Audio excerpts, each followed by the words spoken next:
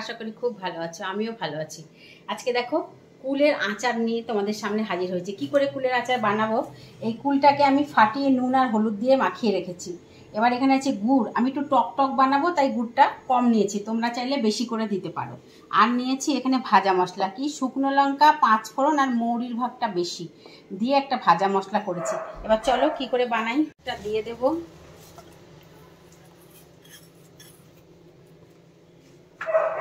দিয়ে এতে সামান্য জল দেব। এবার এর মধ্যে কুলগুলো দিয়ে দেব।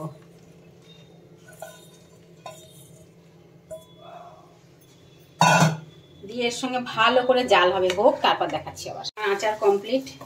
এবার এর মধ্যে আমি এই ভাজা মশলাটা দেব।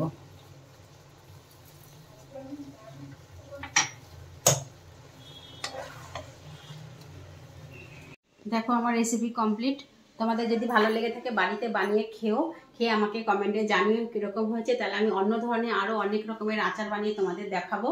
আর আমার চ্যানেলটিকে লাইক, কমেন্ট, শেয়ার এবং সাবস্ক্রাইব করো। তোমরা সাবস্ক্রাইব করছো না, দেখছো সবাই কিন্তু সাবস্ক্রাইব করছো না, প্লিজ একটু সাবস্ক্রাইব করো। আর আমি এই ধরনের নতুন নতুন রেসিপি নিয়ে আবার তোমাদের সামনে হাজির হবো। ততক্ষণ তোমরা সুস্থ থেকো, ভালো থেকো, টাটা।